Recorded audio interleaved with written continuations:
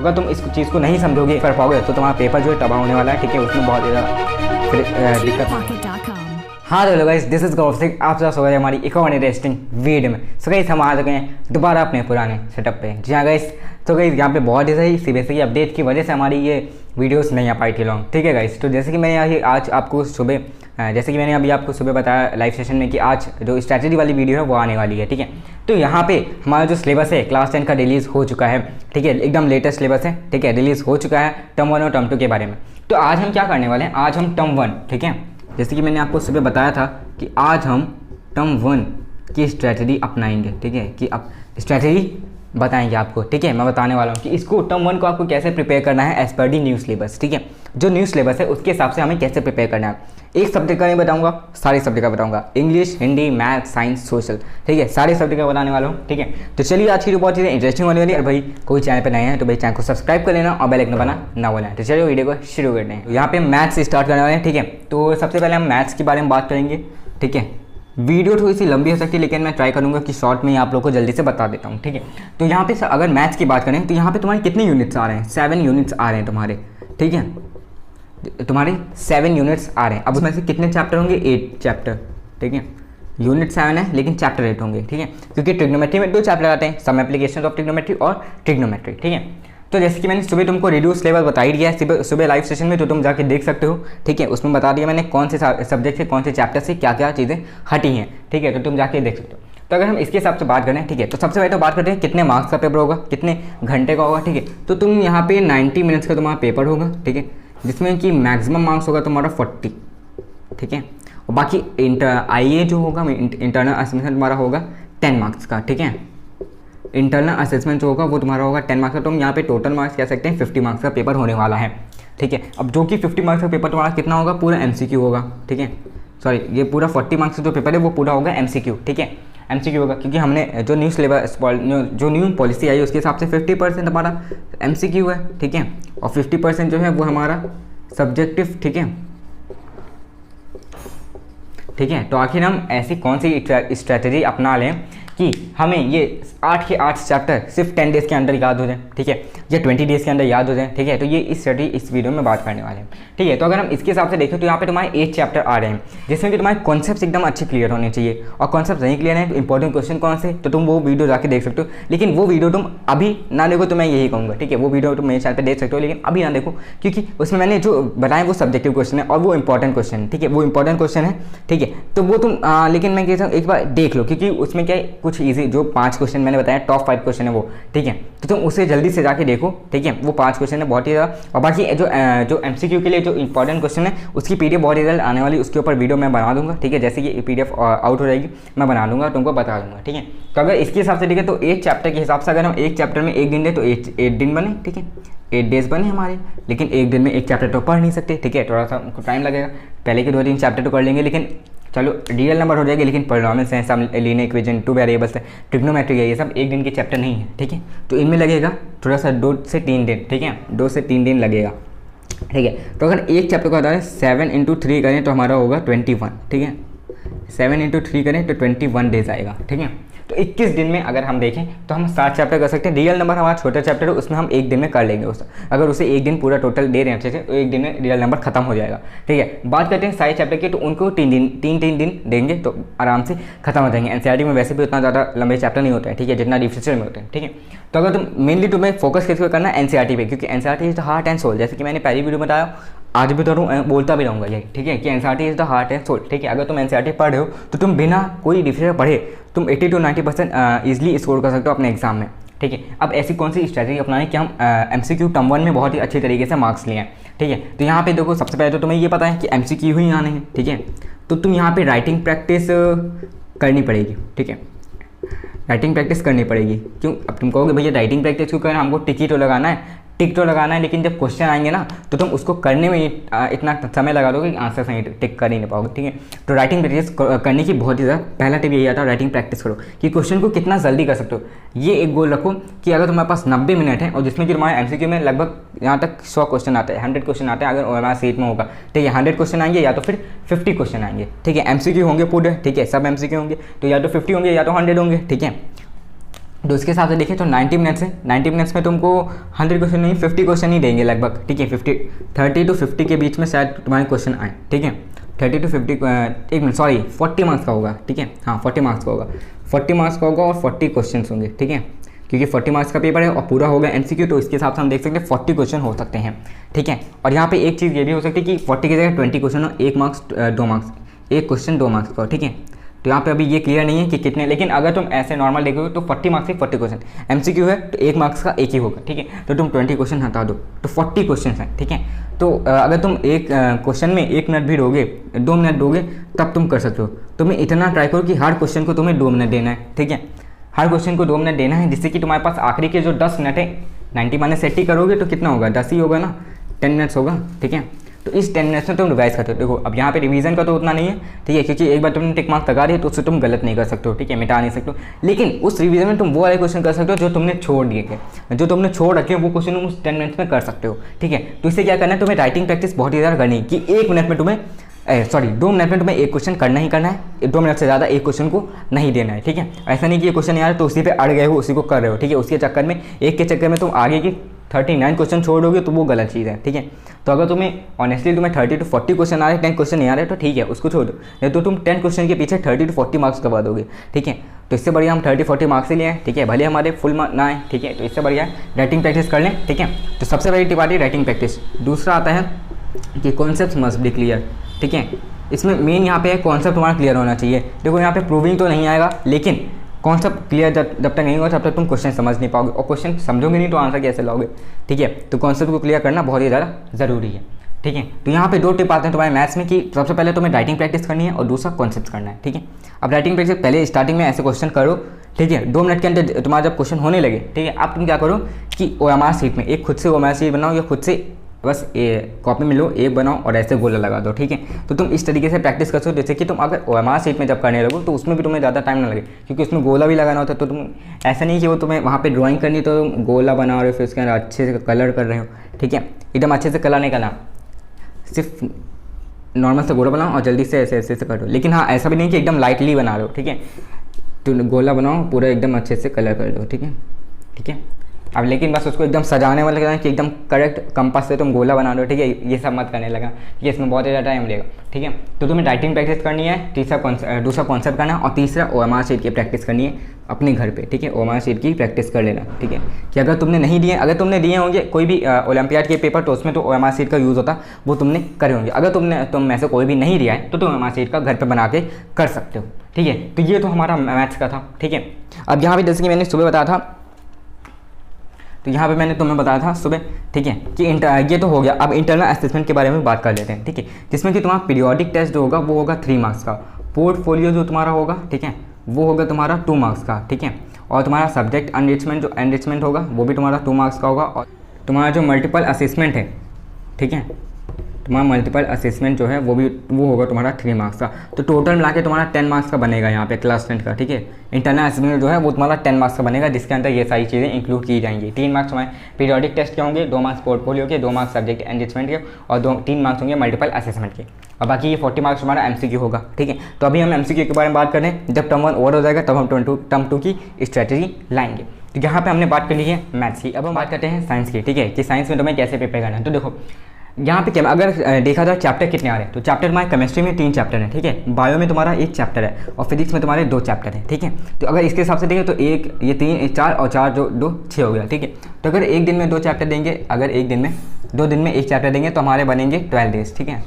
12 दिन में अगर हम इस तरीके से देखें तो हमारा हो सकता है कि पूरा साइंस हो जाएगा, ठीक है। लेकिन अगर हम 3 डेज दें, 6 चीज़ें होता है हमारा 18 डेज, ठीक है, 3 दिन देते हैं, क्योंकि मैथ्स में भी दे रहे हैं तो साइंस में भी अच्छे तरीके से MCQ है, तो इसमें ज़्यादा हम लोग को कॉन्सेप्ट को भी मीन्स चैप्टर को बहुत ज़्यादा अच्छी तरीके से समझना पड़ेगा, क्योंकि चैप्टर के विषय वो NCERT से ज़्यादातर आते हैं। NCERT से कौन सा question same to same line उठा के एग्जाम में रख दे हमको नहीं पता है, ठीक है। तो NCERT को बहुत ही अच्छी तरीके से पढ़ना है। तो फिर से मैं कह रहा हूँ NCERT is the hard and soul, ठीक है, उसको समझना ही समझना है। तो यहाँ पे 3 दिन पर डे हम मैथ्स में दे रहे थे, 3 दिन पर डे हम किस में देंगे, साइंस में देंगे, ठीक है। तो ये हो गया हमारा 18 डेज, 18 डेज हमारे साइंस में होंगे। 21 डेज अगर हम देखें तो यहाँ पे मैथ्स में होगा, ठीक है। 21 को एक दिन माइनस करेंगे कहीं पे चैप्टर, तो अगर ओवरऑल देखें तो ऑन एन एवरेज 20 डेज तो लगेंगे मैथ्स में। और इसमें भी अगर देखने 2 डेज एक्स्ट्रा रिवीजन में तो 20 डेज अगर हम यहाँ के मान के चलें तो ये पूरी स्टडी तुम समझ रहे हो, तो ये 20 डेज के अंदर तुम कंप्लीट कर सकते हो अपना टर्म 1, ठीक है, पूरा कंप्लीट कर सकते हो, ठीक है। तो यहाँ पे केमिस्ट्री में अब तुम्हें कैसे रिवाइज करना है, बायो में क्या करना है, इसके लिए क्या स्टडी अपनानी पड़ेगी। तो इसमें देखो, इसमें भी सबसे पहले तुम्हारा आता है कॉन्सेप्ट, ठीक है, हर चीज़ में सबसे पहले तो तुम्हारा आता है कॉन्सेप्ट, क्योंकि ये MCQ है, ठीक है। अगर तुमने इसमें गोला लगा दिया ना तो ये दोबारा सही नहीं हो सकता। ये तुम्हारा रिटर्न नहीं है कि तुम्हें बाद में याद आ जाएगा तो तुम उसको मिटा के दोबारा से लिख सकते हो। ये MCQ है, जो करना होगा सोच समझ के करना होगा, ठीक है, और एक ही बार में करना होगा, दोबारा चांस यहाँ पे नहीं मिलने वाला है, ठीक है। तो ये समझते होगी कि MCQ ईजी होता है, लेकिन ईजी तो होता है करने में, लेकिन इसी में सबसे ज़्यादा टफ लगता है, क्योंकि इसमें कॉन्सेप्ट हम लोग के एकदम परफेक्ट होना चाहिए, तभी क्वेश्चन याद आएगा, ठीक है, ऐसे नहीं आता, ठीक है। तो यहाँ पे आती है बात कंसेप्ट की, सब कंसेप्ट हमने कर लिए हैं सही से, ठीक है। अब दूसरी बात आती है ये लेक्चर्स देख लेना, ठीक है, साइंस के लेक्चर्स देखना, इसमें इंपॉर्टेंट क्वेश्चन क्या है, ठीक है, इंपॉर्टेंट चैप्टर मीन्स, और सबसे ज़्यादा बायो में अगर हम ध्यान दें तो डायग्राम, ठीक है, बायो और फिजिक्स दोनों में हम दे सकते हैं, ठीक है, बायो फिजिक्स दोनों में डायग्राम हमको देखना है, ठीक है। तो कॉन्सेप्ट हमारा क्लियर हो चुका है, ठीक है। लेक्चर तुम देख लोगे यूट्यूब पे, मेरे चैनल पे सारे लेक्चर मिल जाएंगे तुम्हें, ठीक है, क्लास 10 साइंस के, ठीक है, मैथ्स के भी मिल जाएंगे, सोशल साइंस के भी मिल जाएंगे, तुम जाके देख सकते हो। बात आती है डायग्राम की, तो देखो वो कहो तुमको पूरा हार्ट का डायग्राम दे दें, कह दें ए क्या है, बी क्या है, सी क्या है, डी क्या है, अब चारों ऑप्शन तो दे देंगे नहीं, वो कैसे देंगे, तुम्हें ए की लेबलिंग कर देंगे, बी की भी कर देंगे, सी की भी कर देंगे और डी की भी कर देंगे। अब इसमें ये पूछ सकते हैं कि इन तीनों की लेबलिंग सही दी होगी और बी वाले की नहीं दी होगी, वो पूछेंगे बी है क्या। ये तो तुम्हारा हो गया फर्स्ट टाइप का क्वेश्चन, ठीक है, डायग्राम का। सेकंड टाइप का क्वेश्चन तुम्हारा हो सकता है कि ये लेबलिंग देंगे, सारी लेबलिंग दे देंगे, लेकिन इसमें से वो पूछेंगे इसमें से सही कौन सी है, ठीक है, 3 गलत देंगे, 1 सही देंगे, तो तुमको उसको पहचानना होगा, हाँ इसमें से 3 गलत है, लेकिन वो पूछेंगे which of the following labelling is correct, ठीक है। तो तुमको पता लगाना होगा, अगर तुमको आता होगा तो तुम बोलोगे हाँ ये बी वाला सही है लेबलिंग और ए, सी और डी ये पूरा गलत है। अब ये भी बोल सकते हैं कि 3 सही दे देंगे और 1 गलत दे देंगे, बोलेंगे विच out of following labelling is incorrect, ठीक है, 3 सही दे देंगे, अगर जैसे कि सी इनकरेक्ट है तो तुम करोगे सी इनकरेक्ट है, ठीक है। तो यहाँ पे डायग्राम में तुम्हारे 3 टाइप के क्वेश्चन आ सकते हैं। पहला कि तुमको पूछ लेंगे कि इसका पूरी लेबलिंग ही पूछ लेंगे कि ये है क्या, दूसरा कि इसमें से गलत कौन सा है, तीसरा इसमें से सही कौन सा है, ठीक है। तो इस तरीके से तुम्हारे क्वेश्चन घुमा के आ सकते हैं, ठीक है। तो इसलिए डायग्राम को प्रैक्टिस करना बहुत ज़्यादा इंपॉर्टेंट है साइंस में, ठीक है। और ऐसे ही तुमको फिजिक्स में भी दे सकते हैं, फिजिक्स में भी जैसे कि सोलोनॉइड का डायग्राम होता है, ठीक है ना, ऐसे करके होता है, ठीक है। अब इसमें पूछेंगे रेज इधर को जाती हैं कि इधर को जाती हैं, ठीक है, वो सारी चीज़ें तुमको पूछ लेंगे, नॉर्थ साउथ पोल किधर को होता है वो सारी चीज़ें तुमको पूछ लेंगे, ठीक है। तो यहाँ पे डायग्राम तुमको फिजिक्स में भी ध्यान देना होगा और बायो में भी ध्यान देना होगा, ठीक है।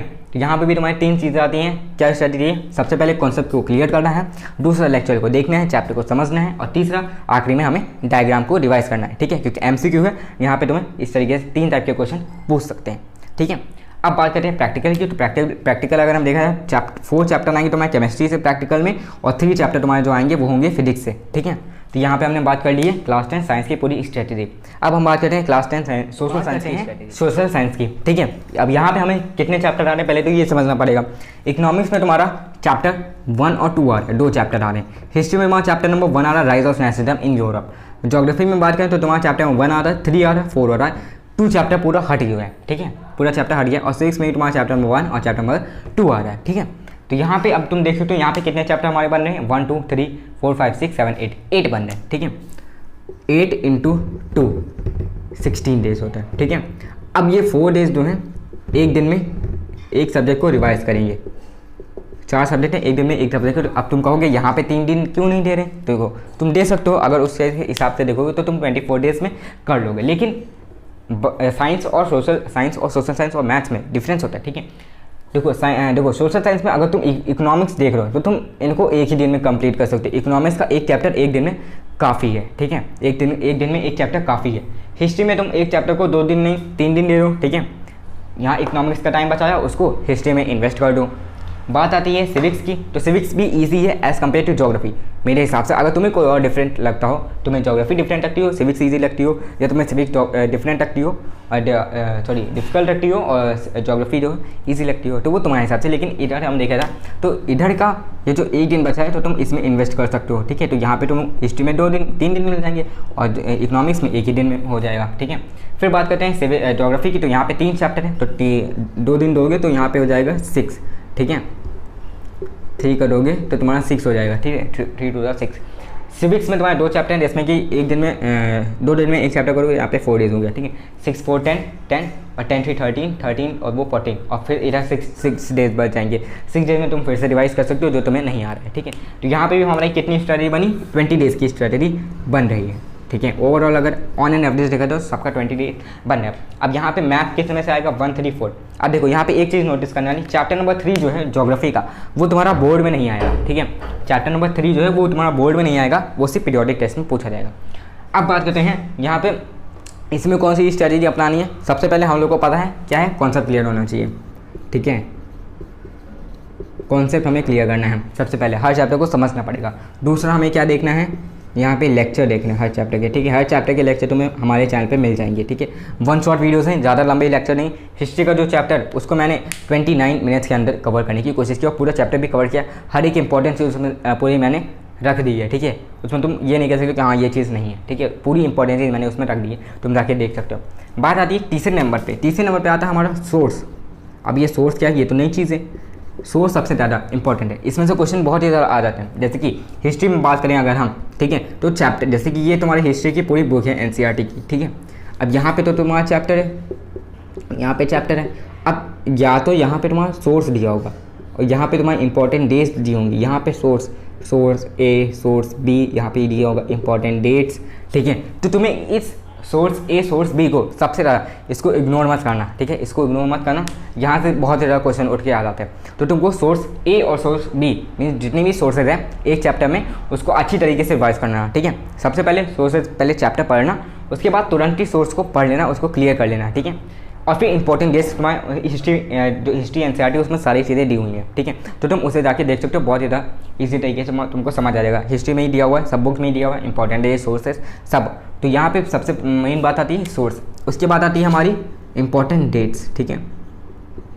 इंपॉर्टेंट डेट्स कि इस दिन क्या हुआ, ये इंसिडेंस कब हुआ और इसमें कितने लोग मारे गए, कौन था इसका, ठीक है, लीडर कौन था, या किसने इस टाइम में रूल किया, किसने कब तक रूल किया। तो यहाँ पे हिस्ट्री में तुम्हारा बहुत ढेर सारे क्वेश्चन बन सकते हैं। और मेन तो तुम्हारी जो फ्रेडरिक सोरियो वाली आर्ट है वो पूरी दे देंगे, कहीं ये इसका जो मतलब जिसने इसको बनाई है, ठीक है, इसका आर्टिस्ट कौन है, ठीक है। तो उसको तुम पूछ सकते हो, तो वो पूरी भी पूछी जा सकती है, ठीक है। इमेज दे देंगे, पूछेंगे, उसमें 4 ऑप्शन दे देंगे और तुम्हें पूछा जाएगा कि इसको किसने ड्रॉ किया, ठीक है। तो यहाँ पे बहुत सारी चीज़ें हो सकती हैं। फिर मैंने बताया तुम्हें डायग्राम, ठीक है, कि डायग्राम भी सारे देख लेना, ठीक है, ठीक है। तो डायग्राम भी वहाँ पे पूछे जा सकते हैं, ठीक है। तो यहाँ पे हमारे हो गए पूरे 5 कॉन्सेप्ट हो गए सोशल साइंस के, ठीक है। ये तो हमने सिर्फ हिस्ट्री के बताया, ठीक है। इकोनॉमिक्स में भी तुम्हें यही लागू होता है। इकोनॉमिक्स में सिर्फ कंसेप्ट क्लियर कर लो, चैप्टर समझ लो और लेक्चर देख लो, काफ़ी है।